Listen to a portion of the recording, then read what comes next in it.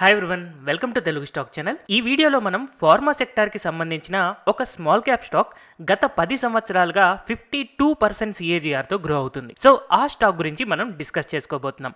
అయితే going ahead ఇప్పటి నుంచి మనం అబ్జర్వ్ చేస్తే రెసెషన్ రావడానికి, అది కూడా గ్లోబల్ రెసెషన్ రావడానికి ఎక్కువ ఛాన్సెస్ ఉన్నాయి. కాబట్టి రెసెషన్ ప్రూఫ్ స్టాక్స్ని కొనుక్కోవడం చాలా మంచిది. అందుకనే నేను ప్రీవియస్గా రెసెషన్ ప్రూఫ్ పోర్ట్ఫోలియో అని చెప్పి ఒక 10 స్టాక్స్ని ఎక్స్ప్లెయిన్ చేస్తూ రీసెంట్గా ఒక వీడియో చేశాను.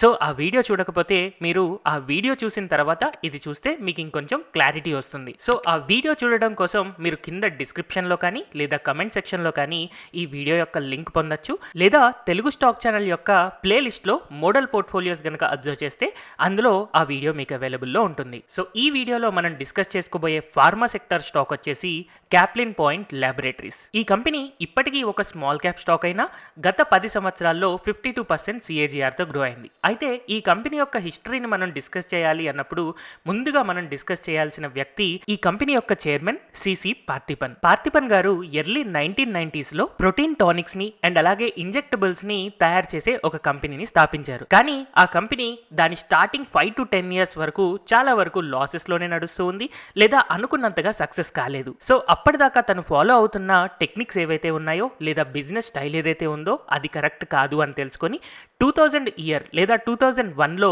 అంగోలాలో ఒక ప్లాంట్ స్టార్ట్ చేశారు. ఫార్మాసిటికల్స్ ని స్టాక్ చేయడానికి అండ్ సేల్ చేయడానికి ఒక న్యూ మోడల్ ని డిజైన్ చేయడం ద్వారా 2001 నుంచి ఈ కంపెనీ అంటే క్యాప్లిన్ పాయింట్ కంపెనీ మనకు ఒక టర్న్ అరౌండ్ కంపెనీగా తయారైంది. సో వన్స్ ఈ కంపెనీ ప్రాఫిట్ లోకి వచ్చిన తర్వాత దీని యొక్క మేజర్ కాన్సన్ట్రేషన్ అంతా యుఎస్ఏ మీద ఉండేది. ఎప్పటిదాకా అంటే 2005 వరకు. కానీ 2006లో Caplin Point company Latin America and Caribbean అంటే ఆఫ్రికన్ కంట్రీస్ లోకి ఎంటర్ అయ్యింది. అయితే అప్పట్లో లాటిన్ అమెరికాలో టెర్రరిస్ట్ యాక్టివిటీస్ ఎక్కువగా ఉన్నాయి. ఒకసారి సిసి పార్థిపన్ గారిని గన్ పాయింట్ మీద టెర్రరిస్టులు అటాక్ చేయడానికి కూడా ట్రై చేశారు. బట్ స్టిల్ అక్కడ ప్రాబ్లమ్స్ అన్ని సాల్వ్ చేసుకొని లాటిన్ అమెరికా అండ్ అలాగే కరేబియన్ లో ఈ కంపెనీ కంటిన్యూస్ గా గ్రో అవుతూ ఉంది. అండ్ 2014లో క్యాప్లిన్ పాయింట్ మొట్టమొదటిసారిగా దాని యొక్క ఇంజెక్టబుల్ యూనిట్స్ మీద వర్క్ స్టార్ట్ చేసింది.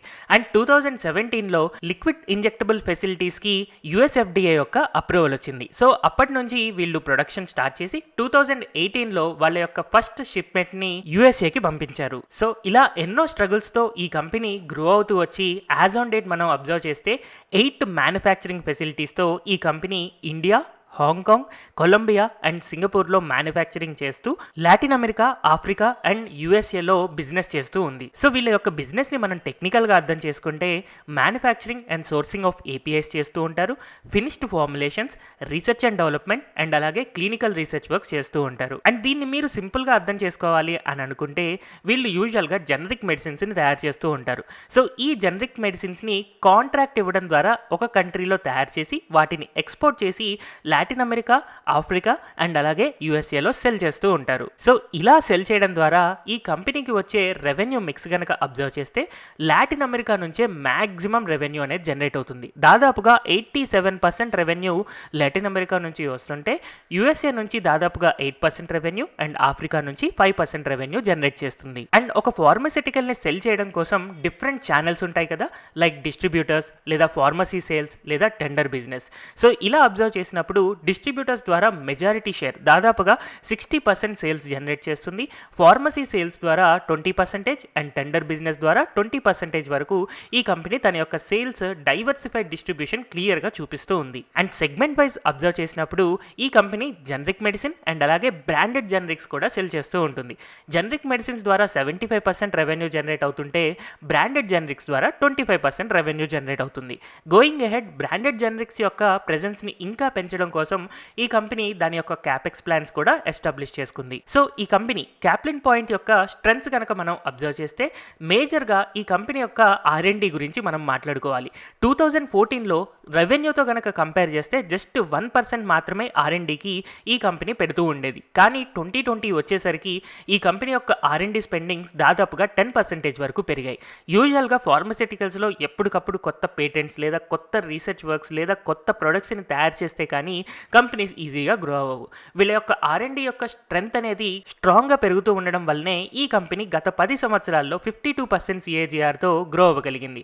యూజువల్గా మనం బ్రాండెడ్ మెడిసిన్స్ని చాలా ఎక్కువ కాస్ట్ పెట్టి కొంటూ ఉంటాం, కానీ జనరిక్ మెడిసిన్లో కూడా ఈ కంపెనీ బాగా ఎక్కువ సేల్స్ జనరేట్ చేయగలిగింది in terms of volume, in terms of prices కూడా. అందుకే ఈ కంపెనీ యొక్క R&Dని ఖచ్చితంగా మనం మెచ్చుకోవాల్సిందే. అండ్ ఈ కంపెనీ తన యొక్క strength backward and forward integration ద్వారా USA అండ్ లాటిన్ అమెరికాలో ఎంతగానో గ్రో అవుతూ ఉంది. అండ్ రీసెంట్గా ఈ కంపెనీ క్యాప్లిన్ స్టెరైల్స్ లిమిటెడ్ అనే కంపెనీలో ఇన్వెస్ట్మెంట్ చేయడం ద్వారా హై క్వాలిటీ ఇంజెక్టబుల్స్ అండ్ అలాగే ఆప్థాల్మిక్ ప్రొడక్ట్స్ని డెవలప్మెంట్ అండ్ మ్యానుఫ్యాక్చరింగ్ కోసం రీసెర్చ్ అండ్ డెవలప్మెంట్ చేస్తూ ఉంది. అండ్ రీసెంట్ క్యాపెక్స్ ప్లాన్స్ ప్రకారం ఒక కొత్త ఆంకాలజీ ప్లాంట్ పెట్టడం కోసం కూడా వీళ్ళు అండర్ కన్స్ట్రక్షన్లో ఉన్నారు. సో ఇలా ఈ కంపెనీ లాటిన్ అమెరికాలో ఒక స్ట్రాంగ్ ప్రెజెన్స్తో అండ్ యూఎస్ఏలో ఒక గ్రోత్ ఫ్యూచర్తో చాలా మంచి ఇన్వెస్ట్మెంట్గా కనపడుతూ ఉంది. మరి ఈ కంపెనీ యొక్క ఫ్యూచర్ గ్రోత్ ఆబ్వియస్గా దాని యొక్క క్యాపెక్స్ మీద డిపెండ్ అవుతూ ఉంటుంది. సో ఈ కంపెనీ యొక్క క్యాపెక్స్ ప్లాన్స్ మనం అబ్జర్వ్ చేస్తే కమింగ్ ఇయర్స్లో 430 నుంచి 450 crores వరకు ఈ కంపెనీ యొక్క క్యాపెక్స్ ప్లాన్స్ పైప్ లైన్లో ఉన్నాయి. అందులో దాదాపుగా 220 కోట్ల రూపాయలు కెపాసిటీ ఎక్స్పెన్షన్ అండ్ అలాగే మెయింటెనెన్స్ కోసం పెడితే 130 crores ఆంకాలజీ సెగ్మెంట్, ఇందాక మనం డిస్కస్ చేసుకున్నాం కదా, వీళ్ళు ఒక ఆంకాలజీ ప్లాంట్ కొత్తది పెడుతూ ఉన్నారు, అందుకని దీనికి క్యాపెక్స్ వెళ్తూ ఉంది. దీని నుంచి కొత్త సేల్స్ వస్తాయి కదా, అందుకనే ఫ్యూచర్ సేల్స్ చాలా ఎక్కువగా పెరగడానికి ఛాన్సెస్ ఉన్నాయి. అందుకే ఈ స్టాక్ మన వాచ్ లిస్ట్లో కూడా ఉంటుంది. అండ్ 120 crores ఈ కంపెనీ బ్యాక్వర్డ్ ఇంటిగ్రేషన్ కోసం పెడుతుంది. బ్యాక్వర్డ్ ఇంటిగ్రేషన్ ద్వారా ఈ కంపెనీ యొక్క USA సేల్స్కి చాలా పాజిటివ్ అడ్వాంటేజ్ ఉంటుంది. అండ్ ఈ కంపెనీ దాని యొక్క డిఫరెన్షియేటెడ్ బిజినెస్ మోడల్స్ని యూఎస్లో గ్రో చేసుకోవడం కోసం ఎక్కువగా ఫోకస్ చేస్తూ ఉంది. అండ్ యాజ్ ఆన్ డేట్ ఈ కంపెనీకి దాదాపుగా 200 కోట్ల క్యాష్ సర్ప్లస్ ఉంది. నెక్స్ట్ 5 yearsలో దాన్ని 1000 నుంచి 1500 crores క్యాష్ సర్ప్లస్ కంపెనీగా ఉండాలి అన్న ప్లాన్తో ఈ కంపెనీ గ్రో అవుతూ మనకు కనపడుతుంది. సో ఫండమెంటల్గా ఈ కంపెనీ యొక్క రెవెన్యూ గ్రోత్ కనుక మనం అబ్జర్వ్ చేస్తే 2012లో ఈ కంపెనీ యొక్క సేల్స్ దాదాపుగా 107 crores రికార్డ్ అయ్యాయి. దాని తర్వాత కంటిన్యూస్గా ఇంక్రీజ్ అవుతూ ఈ కంపెనీ యొక్క సేల్స్ 127, 173 ఇలా మనకి గ్రో అవుతూ యాజ్ ఆన్ డేట్ మనం 2022లో అబ్జర్వ్ చేస్తే 1200 కోట్ల రూపాయలు ఈ కంపెనీ సేల్స్ జనరేట్ చేస్తుంది. అంటే దాదాపుగా మనకి లాస్ట్ 10 yearsలోనే 12 times ఈ కంపెనీ యొక్క సేల్స్ పెరిగాయి. మరి ఇదే టైంలో ఈ కంపెనీ యొక్క ప్రాఫిట్స్ కనుక మనం అబ్జర్వ్ చేస్తే 2012లో జస్ట్ 8 crores మాత్రమే ఈ కంపెనీ యొక్క ప్రాఫిట్స్ ఉండేవి. తర్వాత ఈ కంపెనీ యొక్క ప్రాఫిట్స్ కన్సిస్టెంట్గా గ్రో అవుతూ యాజ్ ఆన్ డేట్ 2022లో మనం అబ్జర్వ్ చేస్తే 308 కోట్లు, అంటే దాదాపుగా 20 రెట్ల కంటే ఎక్కువగా పెరిగి ఈ కంపెనీ దాని యొక్క సేల్స్ కంటే ప్రాఫిట్స్ ఎక్కువగా పెరగడం వల్ల ఒక హై గ్రోత్ కంపెనీగా మనకు కనపడుతుంది. అండ్ నెక్స్ట్ ఇయర్లో కూడా ఈ కంపెనీ యొక్క ప్రాఫిట్ అనేది దాదాపుగా 320 నుంచి 330 కోట్ల వరకు పెరగచ్చు అన్న ఎక్స్పెక్టేషన్స్తో ఎనలిస్ట్ దీని యొక్క బై టార్గెట్స్ కూడా చాలా పెంచుతూ ఉన్నారు. సో ఇలా ఫండమెంటల్గా రెవెన్యూ అండ్ ప్రాఫిట్స్ పెరుగుతూ ఉన్నాయి. And financial ratios, as an investor మనం ఒక స్టాక్లో ఇన్వెస్ట్ చేసేటప్పుడు మంచి ఫినాన్షియల్ రేషియోస్ ఉన్న స్టాక్స్లో ఇన్వెస్ట్ చేయాలి అని అనుకుంటాం కదా, వాటిల్లో కొన్ని ఫినాన్షియల్ రేషియోస్ మనం అబ్జర్వ్ చేద్దాం. First return on equity. ఈ కంపెనీ యొక్క ROE 25% వరకు ఉంటే ROCE 28% వరకు ఉంది. యూజువల్గా బెస్ట్ కంపెనీస్కి రిటర్న్ ఆన్ ఈక్విటీ కానీ రిటర్న్ ఆన్ క్యాపిటల్ ఎంప్లాయిడ్ కానీ 20% కంటే ఎక్కువ ఉండాలి. అయితే ఈ కంపెనీకి 25% అండ్ 28% ఉంది కాబట్టి ఆబ్వియస్గా ఇది చాలా మంచి కంపెనీ అని మనం అర్థం చేసుకోవచ్చు. అండ్ రిటర్న్ ఆన్ అసెట్స్, ఈ కంపెనీ యొక్క రిటర్న్ ఆన్ అసెట్స్ 19.85% ఉంది. క్యాప్లిన్ పాయింట్ యొక్క పీర్స్ యొక్క రిటర్న్ ఆన్ అసెట్స్ మనం అబ్జర్వ్ చేస్తే దాదాపుగా 12 to 13% యావరేజ్గా మనకు కనపడుతూ ఉన్నాయి. అంటే వేరే కంపెనీస్ కంటే కూడా ఈ కంపెనీ యొక్క రిటర్న్ ఆన్ అసెట్స్ చాలా బెటర్గా కనపడుతుంది.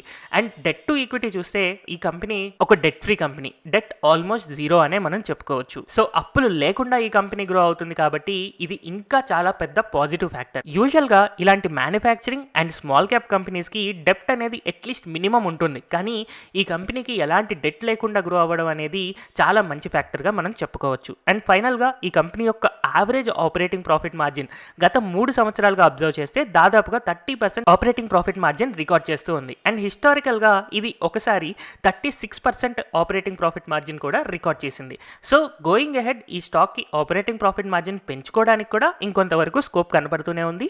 అందువల్ల ఈ స్టాక్ దాని యొక్క సేల్స్ ప్రాఫిట్స్ కంటే కూడా ఫాస్ట్గా పెరగడానికి ఛాన్సెస్ కనపడుతూ ఉన్నాయి. అండ్ ఫైనల్గా ఈ కంపెనీ యొక్క వాల్యుయేషన్స్ మనం అబ్జర్వ్ చేస్తే Caplin point laboratories as on date rupees దగ్గర మనకి ట్రేడ్ అవుతూ ఉంది. ICICI direct and ICICI securities reports last year and ఈ ఇయర్ ఇచ్చిన టార్గెట్స్ మనం అబ్జర్వ్ చేస్తే రూపీస్ అండ్ రూపీస్ వరకు మనకి టార్గెట్ కనపడుతుంది. యాజ్ ఆన్ డేట్ రూపీస్ దగ్గరే టార్గెట్ ఉంది కాబట్టి ఇంకొక 30% షార్ట్ టర్మ్ లో పెరగచ్చు అని చెప్పి ఐసిఐసిఐ డైరెక్ట్ వాళ్ళు ఎక్స్పెక్ట్ చేస్తూ ఉన్నారు. అండ్ మనం క్యాప్లిన్ పాయింట్ ల్యాబొరేటరీస్ యొక్క చార్ట్ కనుక మనం అబ్జర్వ్ చేస్తే 2017 నుంచి కన్సాలిడేషన్ లో ఉన్న ఈ స్టాక్ 2021 లో బ్రేక్అవుట్ ఇచ్చింది. బట్ టెక్నికల్ గా ఇప్పుడు మనకి కన్సాలిడేషన్ జరుగుతుంది. ఎప్పుడైతే మనకి 822 లెవెల్ క్రాస్ అవుతుందో అలాంటప్పుడు ఈ స్టాక్ లో మనం ఒక బిగ్ ర్యాలీని ఎక్స్పెక్ట్ చేయొచ్చు. అండ్ ఈ కంపెనీ యొక్క వాల్యుయేషన్స్ కోసం ప్రైస్ టు ఎర్నింగ్స్ రేషియో కనుక మనం అబ్జర్వ్ చేస్తే గత 10 సంవత్సరాల యొక్క యావరేజ్ అనేది 20.2 దగ్గర ఉంది. యాజ్ ఆన్ డేట్ మనం అబ్జర్వ్ చేసినా కూడా ఈ స్టాక్ యొక్క ప్రైస్ టు ఎర్నింగ్ 17.2 ఉంది. అంటే యావరేజ్ ప్రైస్ టు ఎర్నింగ్స్ కంటే కింద ట్రేడ్ అవుతుంది కాబట్టి ఈ స్టాక్ మనకి మంచి బై పిక్ అని చెప్పుకోవచ్చు. సో బ్రోకరేజ్ హౌసెస్ కూడా 900 to 1000 రూపీస్ టార్గెట్ ఇస్తున్న Caplin point laboratories as on date 700 rupees దగ్గరే ఉంది కాబట్టి ఎవ్రీ డిప్ లో కూడా ఈ స్టాక్ ని మనం యాడ్ చేసుకుంటూ ఉండొచ్చు. సో హోప్ఫుల్లీ ఈ Caplin point laboratories even though as on date small cap stock అయినా కూడా ఫ్యూచర్ లో ఒక మిడ్ క్యాప్ స్టాక్ అంత పెరిగేలాగా పొటెన్షియాలిటీ చూపిస్తూ ఉంది. అండ్ గతంలో ఇది 52% CAGR ఇచ్చిన గోయింగ్ అహెడ్ దాదాపుగా 25 to 30% CAGR మనం ఈ స్టాక్ నుంచి ఎక్స్పెక్ట్ చేయొచ్చు. సో మీరు ఈ క్యాప్లిన్ పాయింట్ ల్యాబొరేటరీస్ కంపెనీస్ లో ఇన్వెస్ట్ చేయాలి అని అనుకుంటే మీరు ఫర్దర్ స్టడీ చేసిన తర్వాత లేదా మీ ఓన్ అనాలిసిస్ చేసిన తర్వాత లేదా మీ ఫినాన్షియల్ అడ్వైజర్ని కన్సల్ట్ చేసిన తర్వాత మాత్రమే ఇన్వెస్ట్మెంట్ చేయండి. హోప్ ఈ వీడియో మీకు హెల్ప్ఫుల్గా ఉంది అని అనుకుంటున్నాను. Thank you everyone for watching this video.